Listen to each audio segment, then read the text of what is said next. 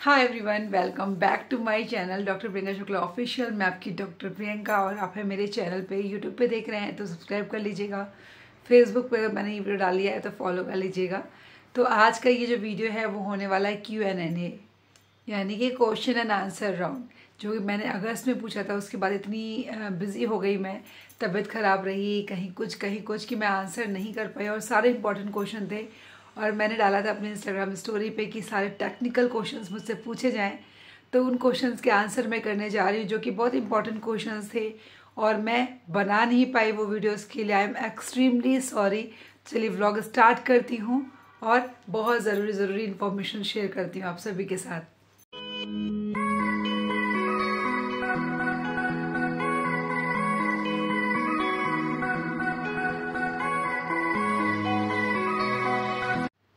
तो मैंने 24 अगस्त के आसपास ये Q&A डाला था कि क्वेश्चन पूछिए इंस्टाग्राम स्टोरी में और मैं रिप्लाई करूँगी। और उसके बाद ही मेरे दांत में दर्द स्टार्ट हो गया था, फिर दांत उखड़वा लिया, देन टिनिटस की प्रॉब्लम हो गई, बहुत सारी चीज़ें। फिर मैंने घर ले लिया, घर शिफ्टिंग में, तो वो चीज़ें हो नहीं पाई मुझसे। पर अभी मैं जब ब्लॉग कंटिन्यू रख रही हूँ, कोशिश है मेरी, तो सोचा सबसे पहले इसको मैं लेती हूँ कि आप सभी के क्वेश्चंस के आंसर करने। तो पहला क्वेश्चन जो कि मैं अपार्ट फ्रॉम दैट आंसर करना चाहती हूँ, जो लोग पूछते हैं दीदी आप किस फ़ोन से रिकॉर्डिंग करती हैं, तो ये जो आज फ़ोन है, इसकी जो वीडियो आप देख रहे हैं, मुझे अच्छी लगेगी तो बताना।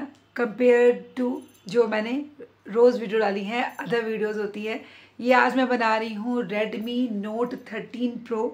एग्जैक्टली मैं बताती हूँ model number, Redmi Note 13 Pro 5G, जो कि है 512 GB। मैंने मई में लिया था और आई थिंक 31-32 हज़ार के रेंज में था। तो मैंने अपने पुराने फ़ोन को एक्सचेंज किया था, एंड्रॉयड को, उसके बदले लिया था। तो मुझे 20 हज़ार लगाने पड़े थे, 18-20 हज़ार रुपये, और मुझे ये नया फ़ोन मिल गया था क्योंकि मुझे जाना था घूमने के लिए दार्जिलिंग और गैंगटॉक, और मेरे दोनों फ़ोन में मेमोरीज़ नहीं थी बिल्कुल भी। तो मुझे दोनों फ़ोन ही अपने बदलने थे। एंड एक्चुअली मैंने अपने दोनों ही फ़ोन जो मेरे थे अपडेट जो किए, दूसरा लिया। दोनों ही फ़ोन मेरे घर में ही है। मेरा आईफोन जो था वो भी घर में ही है, और जो मेरा OnePlus था, दोनों ही घर में, क्योंकि दोनों ही अच्छे फ़ोन थे। बस दोनों में प्रॉब्लम आ रही थी मेमोरी की, क्योंकि मुझे वीडियोस ज़्यादा बनाने होते थे। तो सबसे पहला क्वेश्चन जो आता है, दीदी आप किस फ़ोन से शूट करती हो? तो मेरा फ़ोन है जो नॉर्मली आप लोग मेरे वीडियोज़ देखते हो, अपार्ट फ्रॉम दिस, iPhone 15 जो प्लेन वाला होता है, प्रो मैक्स, वो सब नहीं बजट था मेरा। तो मैंने iPhone 15 लिया था क्योंकि मुझे एक नया फ़ोन लेना था आईफोन का, और मुझे ज़्यादा मेमोरी चाहिए थी। तो 1 TB वाला काफ़ी महंगा हो रहा था, तो मुझे लगा 512 GB मेरे लिए पर्याप्त होगा फ़िलहाल, अगर मैं पिछले डिलीट करती जाऊँ तो मैंने iPhone 15 लिया, 512 GB का, सिंपल वाला, छोटा वाला लिया। प्रो या मैक्स या नॉर्मल भी 15+ आता है, वो भी नहीं, सिंपली iPhone 15 है मेरा। काफ़ी अच्छा एक्सपीरियंस रहा है मेरा। मई जून से मैं यूज़ कर रही हूँ और अभी दिसंबर आ गया है, तो 6 महीने हो गए। तो ऐसा कुछ भी इशू मुझे नहीं दिखा, सच एज की हीटिंग प्रॉब्लम जो मैं सुनती थी, हैंग करना, मेरे फ़ोन में नहीं है। iPhone 15 में बहुत अच्छा चल रहा है और मुझे अच्छे खासे डिस्काउंट पे अमेज़ॉन से ही मिल गया था। मैंने अमेज़ॉन से ही बाई किया था। और जो मेरा iPhone 13 था, जो बहुत अच्छा था, 13 सीरीज़ काफ़ी अच्छी रही, वो मेरे हस्बैंड के पास अभी है। तो मेरा 13 सर के पास है और मेरे पास 15 है। और जो मेरा OnePlus था वो रोज़ यूज़ कर रही है, उसको क्लासेस लेनी होती है, गेम खेलना होता है। मैं अपने फ़ोन नहीं देती हूँ बच्चों को, क्योंकि हम लोग में काफ़ी चीज़ें होती है ना जो बच्चों के हाथ से डिलीट हो सकती हैं, कुछ गड़बड़ हो सकता है। तो रोज़ के पास मेरा OnePlus है, और मेरे पास जो दूसरा फ़ोन है जिससे मैं कॉल्स करती हूँ, मैसेजेस करती हूँ और ये व्लॉग भी शूट कर रही हूँ, Redmi का Note 13 Pro Plus है मेरे पास। तो काफ़ी अच्छा है और देख सकते हैं काफ़ी अच्छी इसकी आती भी है, फ़ोटोज़ वीडियोज़ भी आती है। हालांकि मैं उसको बहुत कम यूज़ करती हूँ।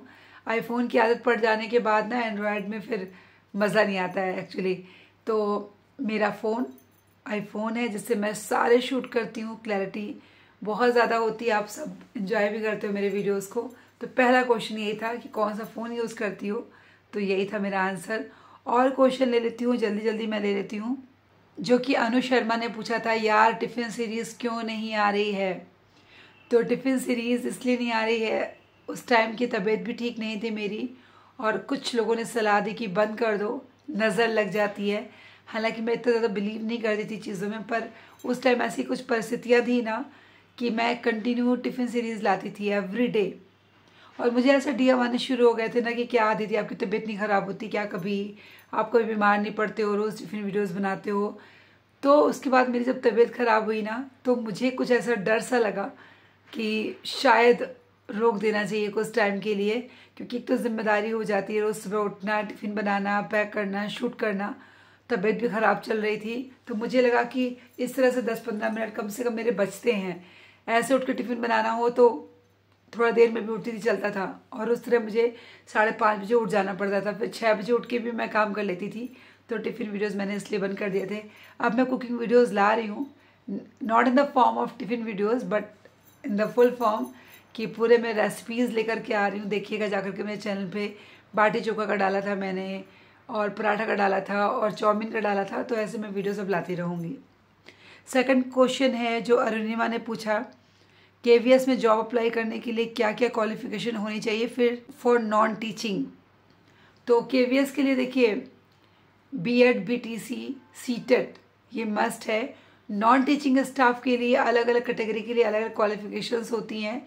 जैसे कि डब्ल्यूई टीचर्स के लिए अगर आप बीटेक एमटेक हैं तो भी चलता है, पर आपको जहाँ तक मेरी जानकारी है बीएड मस्ट होता है। कुछ कुछ चीज़ों में बीएड नहीं मस्ट है। तो जब भी आते हैं ना इसके फॉर्म्स आते हैं तो एलिजिबिलिटी चेक कर लीजिएगा, क्योंकि हर साल कुछ ना कुछ चेंजेस ज़रूर आ जाते हैं। दीपा ने कहा है कि love you, no questions, you are awesome. Thank you so much Deepa.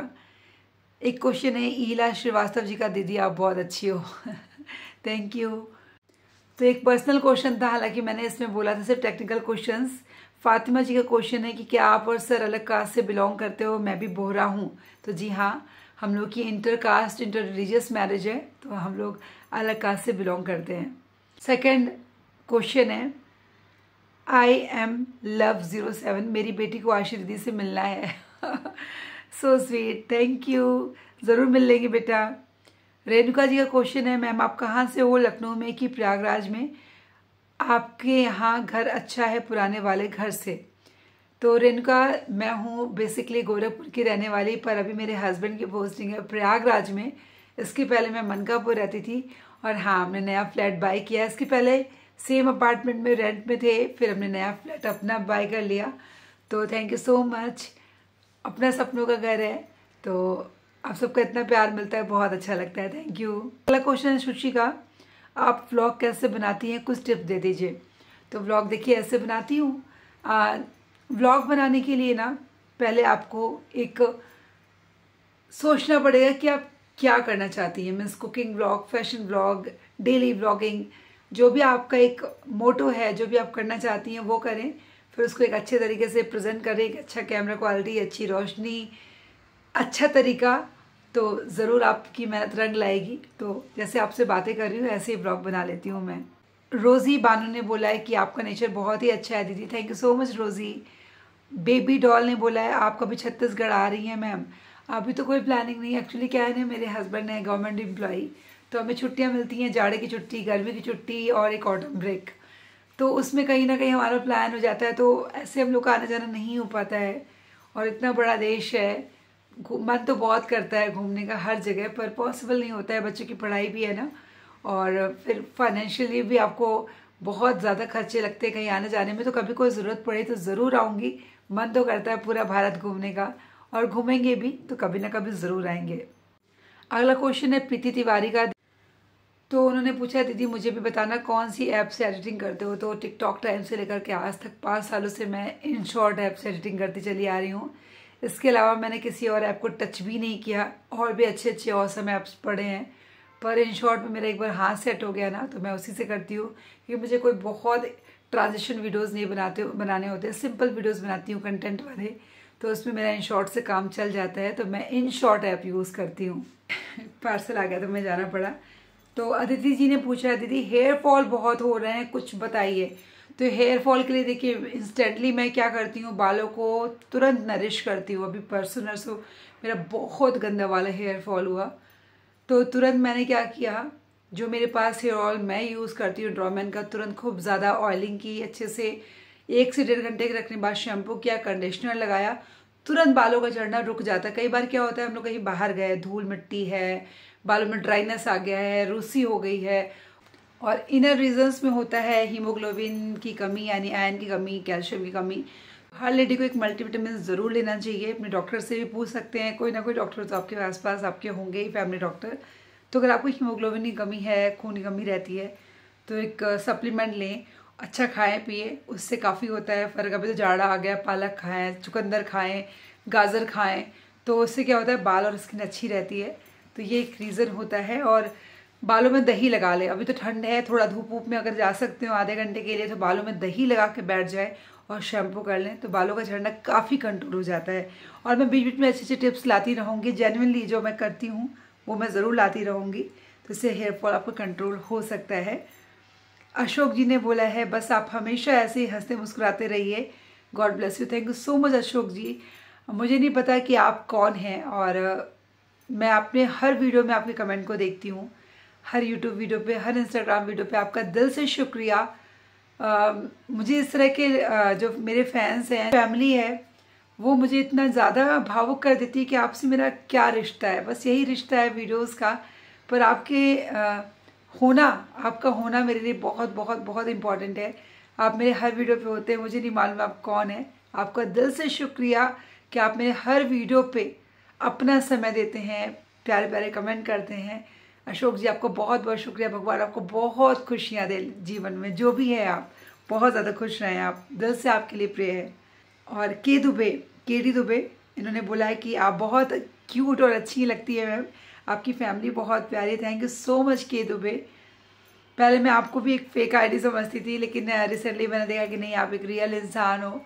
क्या होता है ना, सोशल मीडिया की दुनिया में हम लगता है कि पता नहीं कोई फेक आईडी बना के आ रहा हो, क्या है, तो जल्दी बिलीव नहीं होता है, पर आप रियल इंसान हो। Thank you so much. Miraj Mohammed ji ने बोला है, आप बहुत अच्छी बात करते हो, एक कहाँ से हो, क्या बात बता सकते हो? तो जी मैं गोरखपुर से हूँ मिराज जी, और मैं अभी प्रयागराज में रहती हूँ। नौसीन ने बोला है, आप इतनी प्यारी क्यों हो, हर सवाल का जवाब भी देती हो, टाइम निकाल कर, कोई तस्वीर कैसे हो सकता है। Thank you so much Nausheen. बस आप लोग का प्यार है ना, कि मैं ना आपको अपनी परिवार मानती हूँ। मुझे लगता है आप मेरा परिवार, तो जैसे परिवार के हर सदस्य का हम लोग ख्याल रखते हैं ना, भले थोड़ा थोड़ा ही ख्याल रखें, तो थोड़ा थोड़ा ही रखती हूँ, लेकिन कोशिश रहती है कि परिवार के हर सदस्य से मैं बातचीत कर सकूँ, उनका ख्याल रख सकूँ, बस ऐसे ही कर देती हूँ। ऐसे ही बहुत सारे रिपीटेड क्वेश्चंस थे और बहुत सारे प्यारे प्यारे और भी कमेंट थे जो ज़्यादातर मेरी तारीफ वाले थे, तो सबका दिल से शुक्रिया। आप सब इतना प्यार देते हैं। मैंने कुछ कुछ क्वेश्चंस पुटअप किए, तो फिर मैं लेकर के आऊँगी क्वेश्चन एंड आंसर, ताज़ा लेकर के आऊँगी। रिसेंटली आप क्या क्वेश्चन मुझसे पूछना चाहते हैं तो उसका रिप्लाई करूँगी। तो बेसिकली मेरा ये था कि मैं टेक्निकल आंसर्स करूँ, तो अपने फ़ोन के बारे में बता दिया, ऐप के बारे में बता दिया, और बहुत सारे क्वेश्चन मेरी पर्सनल लाइफ को लेकर के होते हैं, मेरी शादी को लेकर के होते हैं। तो मैंने अपने शादी को लेकर के वीडियोस बनाए हैं, और कि कैसे शादी हुई, कैसे हम और मेरे हस्बैंड मिले। और ज़्यादा मैं बहुत ज़्यादा बात करना चाहती नहीं हूँ, क्योंकि सोशल मीडिया की दुनिया जितनी अच्छी दिखती है उतनी अच्छी है नहीं, और कुछ चीज़ों को पर्सनली रखना चाहिए, क्योंकि पर्सनल और प्रोफेशनल लाइफ हमेशा अलग होनी चाहिए। जब आप एक टीचर हो, अगर आप एक डॉक्टर हो, तो आप वहाँ पे पेशेंट से रूबरू होते हो, तो वहाँ पे आपकी पर्सनल लाइफ उनको नहीं पता होती है। तो ऐसे ही मैं कुछ चाहती हूँ कि हाँ, मेरे बारे में जाने, थोड़ा थोड़ा जाने, और मेरे कंटेंट को प्यार दें, मुझे प्यार दें। तो बहुत ज़्यादा मैं अपनी फैमिली का चीज़ें नहीं बताती हूँ, क्योंकि तरह तरह के लोग होते हैं। आई होप आप समझेंगे, और ज़रूरी नहीं है जो मैं दिखाती हूँ वो मेरे जीवन का पूरा हिस्सा है। हो सकता है मैं सिर्फ 10% दिखाती हूँ, 90% मैं अपने जीवन में कुछ और भी हूँ, कुछ और भी करती हूँ। तो चीज़ें होती है ना, तो हर चीज़ हम नहीं दिखा सकते हैं। और आपका, मेरा जो परिवार है, ये यूट्यूब, इंस्टाग्राम, फेसबुक की फैमिली जो मुझे इतना प्यार करती है, वो मेरे साथ है। और पॉजिटिव नेगेटिव हर जगह होते हैं, तो हमें पॉजिटिविटी को लेना है। नेगेटिविटी मानती हूँ अफेक्ट करती है हमें, पर उसको उतना क्यों तवज्जो देना है। तो ऐसी बातें करते हैं जो हमें लाइफ में आगे लेके जाए, ग्रो कराए। तो बस खूब सारा प्यार, आप सबको दिल से शुक्रिया जिसने भी इतना सारा प्यार दिया मुझे। और आप सभी के जो भी प्रॉब्लम्स हैं उनकी सॉल्यूशन लेके आती रहूँगी, जो जो मेरे पास होंगे। और जल्दी ही एक कम्युनिटी डालूंगी क्वेश्चन एंड आंसर को लेकर के। आप लोग क्वेश्चन पूछिएगा, मैं उसका आंसर दूंगी आप सभी को। और खूब सारा प्यार, लॉट्स ऑफ लव, खूब खुश रहिए, मस्त रहिए, हंसते गुनगुनाते रहिए और एंजॉय कीजिए ठंडी, और अच्छा अच्छा खाना खाइए ताकि खूब स्वस्थ रहिए। Bye bye, take care.